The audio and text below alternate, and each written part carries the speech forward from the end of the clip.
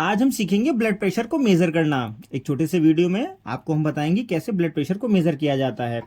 तो सबसे पहले हम बात कर लेंगे हमारे इंस्ट्रूमेंट की, जो है ये BP instrument, blood pressure machine है ये। इसको हम लोग स्पेग्नोमैग्नोमीटर भी कहते हैं। साथ में ये होता है बीपी कफ, जो कि हाथ पे बांधा जाता है बीपी को मेज़र करने के लिए। साथ ही साथ ये होता है वल्व, और ये होता है हमारा ईयर वॉल्व, जिसको हम लोग टाइट करते हैं ईयर पुश करने के लिए, फिर धीरे धीरे इसको रिलीज करते हैं ईयर को इसी के थ्रू। कफ के साथ हमारे पास ये दो ट्यूब जुड़ी होती हैं। एक ट्यूब जो होती है वो सीधा जाती है मशीन में लगी रहती है, और हमारी जो एक ट्यूब रहती है वो वल्व से कनेक्ट रहती है। तो आइए अब हम देखेंगे कैसे बीपी को मेजर करना है। जिसका भी बीपी नापना हो, सबसे पहले कफ को हम लोग को ले लेना है, बीपी कफ को। और जिस पेशेंट का भी बीपी चेक करना हो उसका लेफ्ट हैंड लेना है।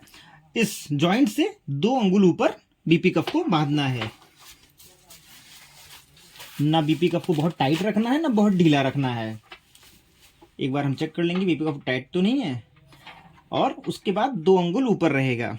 उसके बाद हम लेंगे स्टेथोस्कोप, और स्टेथोस्कोप को हम लोग इस सेंटर पे रखेंगे। उसके बाद वॉल्व को हम टाइट कर लेंगे और धीरे धीरे इस पे ईयर को पुश करेंगे। हम लोग को 200-220 तक एयर को पुश करना है। उसके बाद धीरे धीरे वॉल्व को ढीला करना है। वॉल्व ढीले होता होता जैसे ही हमको पहली बीट सुनाई देगी, हम लोग को वो बीपी मेजर कर लेना है, और जो अंतिम बीट रहेगी उसको भी मेजर कर लेना है। उसके बाद हमको पूरा गैस रिलीज कर देना है।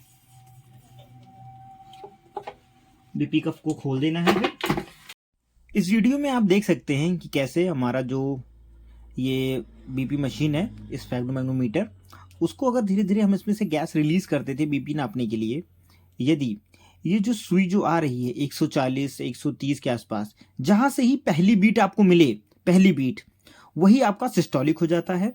और जब अंतिम बीट मिलेगी वो डायस्टोलिक हो जाएगा।